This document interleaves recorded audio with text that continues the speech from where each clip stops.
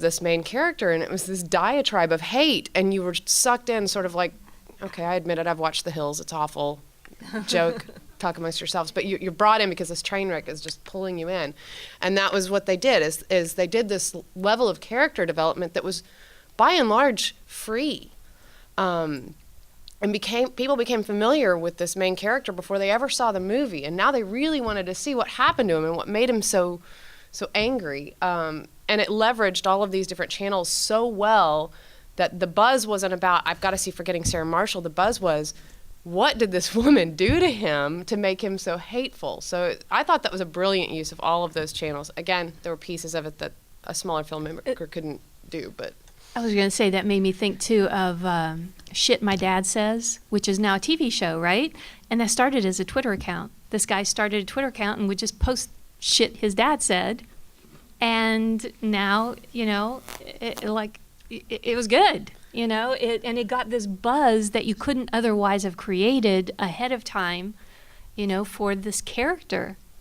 And Brad, you're sort of doing it in an entirely different way. So do you want to talk about that? Yeah, I've done it both ways. I've done an Inspector Mom series with Lifetime, and that was 13 episodes. We did some episodes for the internet, and some were broadcast on TV. So it was a mixed media, and we had big sponsors like Walgreens and Southwest Airlines and Gateway Computers, and so I've seen that world to where we basically came up with a concept, and we pitched the network, and they, in a sense, came up with the sponsorships. And then, like, currently I'm working on a web series called Homefront Heroes that is about wounded warriors in the military.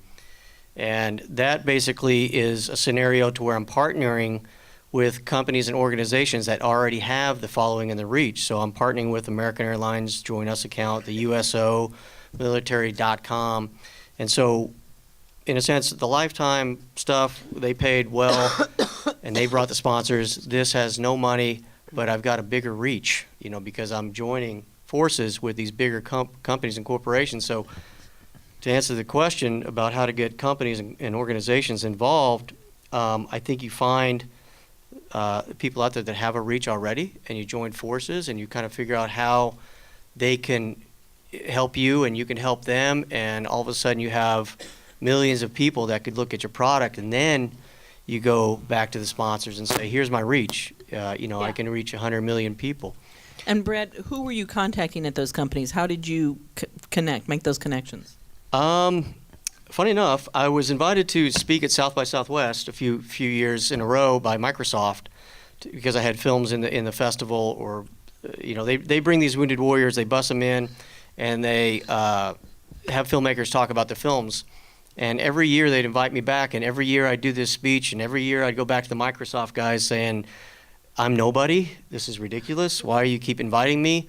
And I want to hear these guys' stories, and you talk to these wounded warriors, and they're missing legs, and their faces over here, and their holes in their heads, and but they're so positive, and they're so uplifting. I'm like, I got to tell these guys stories, and we'd talk about it, and we'd go about our day jobs, and next year would come around, and say the same thing, and eventually this last year I'm like, okay, this is stupid. I'll figure out a way to get this going. I'll supply the crew. Next thing you know, we sat with American Airlines Veterans Initiative said, let's go. And then USO was on board, military.com was on board. And so I think you find, and it doesn't have to be about military, it could be about baskets, but it's, you find those companies that already somewhat have existing fan base, and you figure out a way to join forces and give something that they don't have, and in return you get something. And then you go back to the sponsors and say, here's my reach. And because of Inspector Mom, I was signed up by CAA Web Division, and it's a big agency out of LA, and their biggest preach is, tell me with the reach. I need to know the reach before I hit to my sponsors. This is something actually I talk about all the time with people, and that's, and this is more of like a company brand level, but then on the personal level, no matter who you are in the film industry, which, role you play, whether you're a scriptwriter or you're a filmmaker or you're an actor or whatever, that personal brand which you can, build that reach, in social media, right? So that you can go in, if you've written a script and nobody knows who you are, then whatever. But if you can go in and say, look, I have this kind of reach, that, if you're going to make this movie, I'm going to help you promote it because I have this reach, And it sounds like, from what you have said too, that the brands or the sponsors were sort of an integral part of the project. And for the most part, early on in the project, it wasn't like you created a film or a television show. Oh, there's no question. In the Lifetime series, we had our sponsorships that we had to work in with integration. So we had to get approval from the sponsors. Like if we walked into Walgreens, we had to show the character in a positive light. We had to show certain boxes. We had to promote their Frosted Flakes that week. We had to, so you have to kind of bend a little bit creatively when you're dealing with the bigger sponsors. But it gears towards whatever project you're doing, like the military.coms and the USO. They know what we're doing. There's no bending there. No one's ever looking bad in what we're doing on that thing. But when you're dealing with the networks, you definitely you have to look at the networks as how do they pay for those big buildings and stuff. It's all sponsors. They make their money. They pay their bills from the sponsors. So you have to make the sponsors happy one way or another. So what are some of the sinkholes? Assuming, how can you get derailed focusing on new media? It sounds like you've had success doing it just because it's an integral part of this. But when should you invest in maybe more traditional strategies? Or I think a lot of people have felt, well, they sort of dabble in Facebook or think they're going to dabble in Twitter and they get overwhelmed, or it's sort of tacked on to the end of the process. My opinion, take everything you've learned about filmmaking and throw it away. This is a new era. This is a new time. And if you're going to make a film, then you need to make a graphic novel. You need to make a comic book. You need to make a game about it. You need to make a webisode about it. It's got to be about the brand, and it's not just I'm going to make a movie and throw it out there. It doesn't work anymore. You have to have a brand. You have to have a building target audience, and these things help. And the sponsorships come with that. The sponsorships will tack on when they see you're heading down the same target audience that they have. For once, the content actually does speak, with the ability to distribute via channels for free and get mass exposure. You put your cat falling off a table and all of a sudden you've got 1 million views on YouTube, right? If you've got the right good content out there, I can tell you from personal experience that these huge marketers are out there combing YouTube and combing Facebook for the next greatest thing. Now you as the content maker has the reach, as opposed to this, I've got to go, 10, 15 years ago, you had to go find somebody else with reach, and that was your only option. And now you have girls doing, crazy stuff on YouTube, and somebody wants to sponsor them now. And so you have the ability to build that buzz and have the sponsors come to you as well.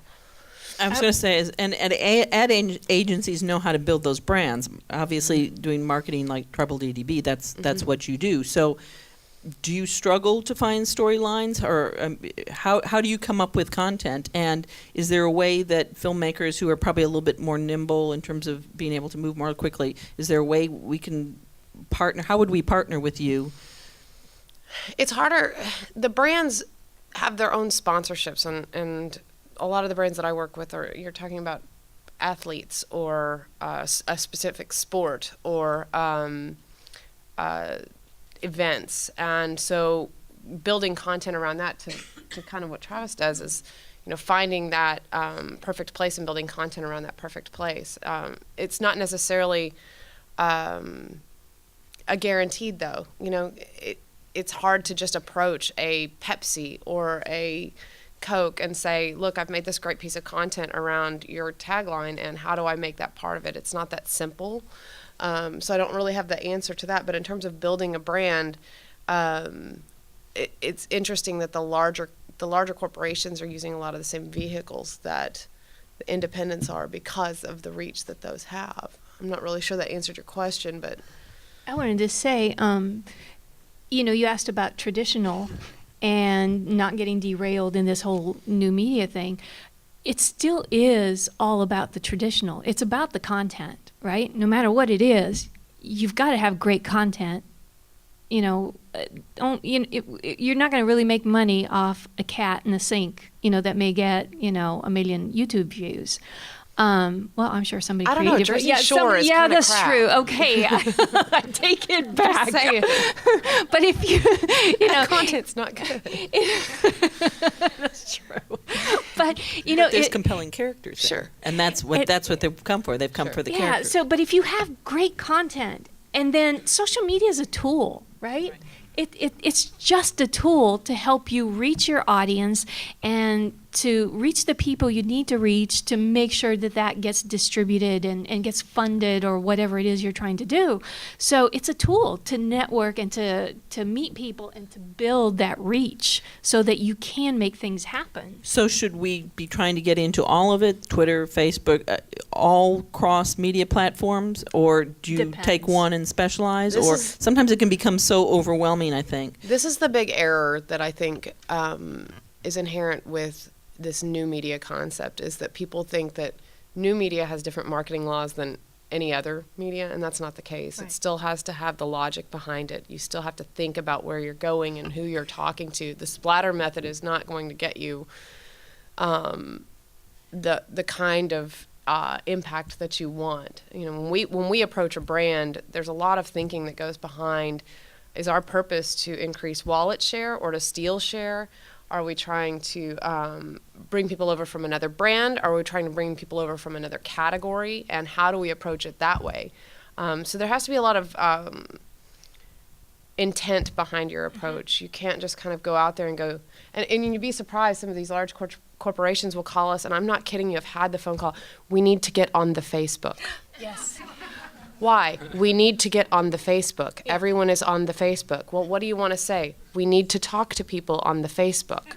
I'm not kidding you, these conversations happen. We get the call at PR Newswire, get my content on that Twitter. Yeah. We've heard a lot of people are there. And they go out there and they don't have a genuine conversation. And so a lot of what we do is very intangible at this point, Yeah. because we'll have one brand that is a buffet-style restaurant want to just get on the Facebook, but they don't have anything compelling to say to their audience. And you do that, and you open up the doors for people to go, your food tastes like crap. I found a roach in my salad. Your waitress's pants were falling down and it was disgusting. You know, you're opening up these floodgates, and you don't have a PR team behind you ready to fix that, you know? And so here you are all by yourself trying to navigate those things, and then we'll have a public utilities company come to us and say we have to get on there, and that's a much bigger consideration. You've got handicapped people that don't have power for 10 days, and then it turns into a huge issue for them, and it becomes a legal issue. So you have to come in, everything has to be deliberate, but it can't seem contrived. Right. So you can't go out and say, all right, I'm going to get on TweetDeck, which will blast to all of my social media networks. I'm going to have the same message for everybody at the same time. The key is to engage with these people and incent them to do what you want them to do. What do you want them to do? Do you want them to go to iTunes and download your video because you've been able to syndicate it on iTunes? Do you want them to go to your character's blog page and learn more about this character and help you do character development? That's an interesting, you can use these people as focus groups. I can tell you right now, my company spends thousands of dollars on focus groups, and these are just people telling you what they think. You've got a captive audience. Ask them what they think. Learn from them. Develop your characters and engage these people before you've even created your content. By the time the content comes out, you've got rabid followers. You've got people that not only want to know what happened, but feel like they contributed to it. It's a really interesting way to engage them before the content's even created. We have whole companies. There's a company that we leverage called Passenger, and all they do is they leverage blogger communities and some of these people that Victoria was talking to you about that were like influential bloggers, and they plant this content and they say, how would you react to this? Or here's this new product idea. Do you think it's worth anything? And once they look at it and they blog to other